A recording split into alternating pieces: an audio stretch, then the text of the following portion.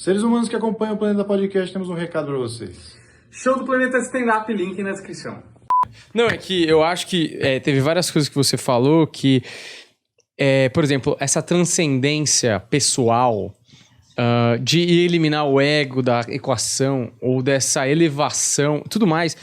Mesmo você vai buscar Buda, Jesus é um pouco diferente, mas Buda, sei lá, Krishna, eles passam por um processo que eles chegam a essa iluminação. E é óbvio que o mundo exterior influencia tudo aquilo que ele vai refletir, digerir até chegar lá. Mas ainda me parece um processo bastante individual, né? Então, a minha questão, por vários líderes, tem pessoas que, a sensação que dá, pelo menos, é que elas precisam desses líderes, dessas palavras para serem guiadas. Exato. E elas nem abrem mão disso e até acho que elas excluem da equação o que elas precisam fazer para chegar lá. Aí que é o problema. De novo, qual que é o papel do guru? Guru, em sânscrito, significou dissipador da escuridão. Qual que é o papel do guru, do mestre? Eu acho que é encaminhar as ações, as atitudes para um melhor viver ou para chegar num lugar prometido, vamos dizer assim. Na sua opinião, Humberto?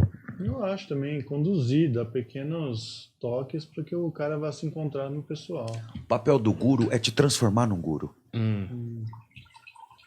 Então, esse que seria o papel do mediador entre o divino e o humano. Em todas as culturas, desde o xamanismo mais primitivo, datado de aproximadamente 18 mil anos, segundo alguns paleontólogos. A gente tem lá na Sibéria, tanto que xamã é uma expressão siberiana.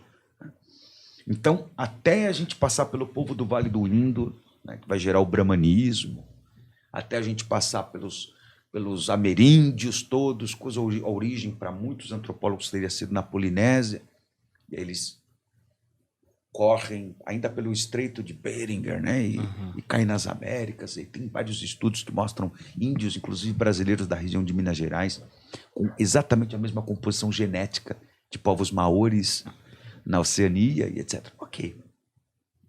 Mas o caminho de todo mediador é produzir o divino em você. Você se torna um mediador.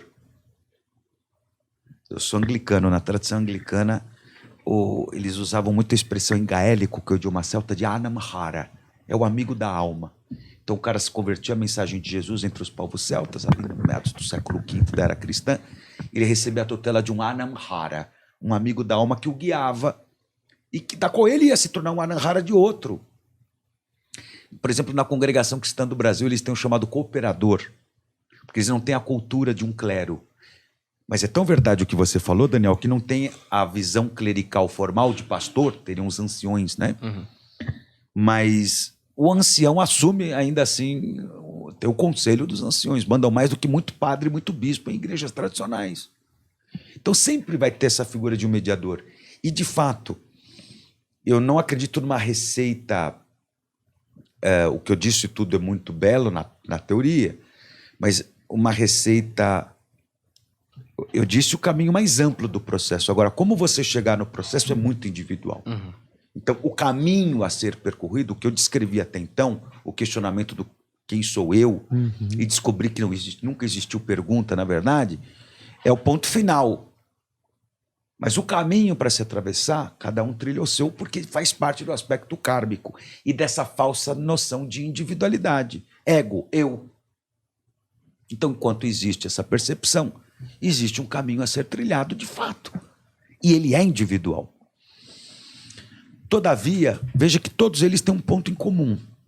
Se você pegar Siddhartha Gautama, Francisco de Assis, São Bento, Jesus Cristo, praticamente todos os apóstolos, vários os profetas do Antigo Testamento, posso dar vários gurus aí do Oriente, etc. Qual que é o ponto comum deles, na sua opinião?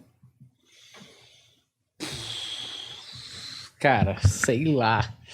O ponto comum na história ou no que eles representam? No que eles representam e na história deles. Parafraseando o Humberto, que disse, mas tem uma história que foi contada. E que até, em certa maneira, um conto. Todos eles têm um conto. Tem uma personagem que virou até mítica. Né? Ok. Qual que é o ponto comum de todos esses grandes mestres da humanidade? Mestres de fato. O amor? Seria o amor? Seria... Mas o amor eu acho que é muito amplo e genérico também. A gente fala o que é amor, né? Mas na existência deles, que fizeram eles buscarem essa iluminação. Pronto, vamos facilitar um pouco mais. Qual o ponto comum? Puta merda.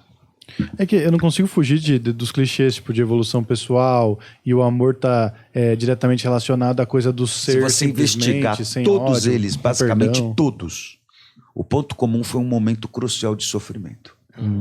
Contato com o sofrimento. Jesus não foi diferente. Por acaso ele foi para o deserto. Ele foi para o deserto. Né? E o 40 ali tem um sentido muito mais cabalístico, que a gente vai encontrar inclusive no Antigo Testamento, 400 anos, 40 dias, etc. Que corresponde aos 4 pontos cardeais, norte, sul, leste e oeste. E os autores, eles herdam esses simbolismos subliminares da Kabbalah. Né? Tá.